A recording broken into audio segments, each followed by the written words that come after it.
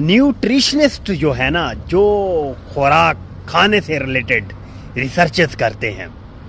وہ کہہ رہے ہیں کہ ہمارے گھروں کے اندر استعمال ہونے والے جو فریج ہیں یا نان سٹک، لیٹسٹ ریسرچز کے مطابق ایک چیز ویری کامن ہے، اور وہ چیز جو ہے نا، جو میں آپ کو بتانے جا رہا ہوں، وہ آپ کے لیے جاننا بہت ضروری ہے، لیکن میں پورے وثوق سے کہہ سکتا ہوں کہ آپ میری باتوں پر عمل نہیں کریں گے، کیونکہ وہ جو تینوں چیزیں ہیں نا،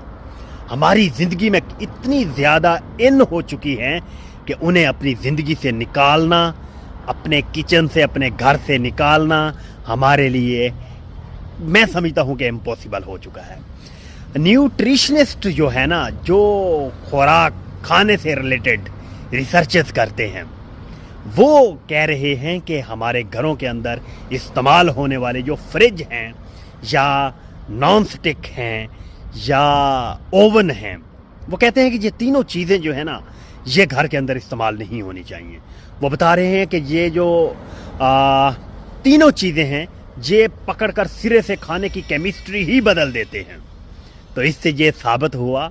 کہ یہ تینوں چیزیں گھر کے اندر استعمال نہیں کرنی چاہیے، لیکن ہم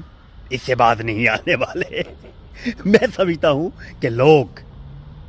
بالکل اس سے باز نہیں آئیں گے، کیونکہ یہ تینوں چیزیں ہماری زندگی میں بہت زیادہ ان ہو چکی ہیں۔ اسپیشلی میں ایک دن ایک نیوٹریشنسٹ کو، بڑے تجربہ کار شخص ہیں، وہ بتا رہے تھے کہ یہ جو اکثر لیڈیز آٹا گوندھ کر فریج کے اندر رکھ دیتے ہیں، یہ بہت ہی بھیانک چیز ہے، یہ بالکل بھی صحت کے، حفظان صحت کے بالکل خلاف ہے۔ تو چاہیے کہ آٹا جب بھی آپ نے استعمال کرنا ہو تو آپ فریش گوندیں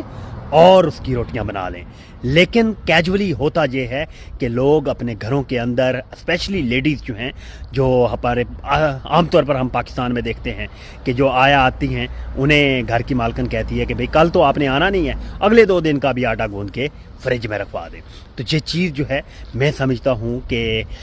حفظان صحت کے ٹوٹلی خلاف ہے۔ یہ جو 3 چیزیں ہیں، نان سٹک، فریج اور اوون،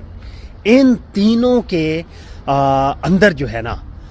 ان تینوں کو اپنے کچن میں، اپنے گھر میں استعمال کرنا حفظان صحت کے خلاف ہے۔ لیکن ہم فلی اس پر اتنا زیادہ ان چیزوں کے اوپر ریلائی کرنے لگ گئے ہیں کہ انہیں اپنی زندگی سے نکالنا کسی حد تک میں سمجھتا ہوں کہ ہمارے لیے امپاسبل ہو چکا ہے۔ تو ہماری دعا ہے کہ اللہ پاک ہمیں ہر وہ کام کرنے کی توفیق دے جو ہم میں اور تمام بنی نوع انسان کے حق میں بہتر ہو۔ Thank you.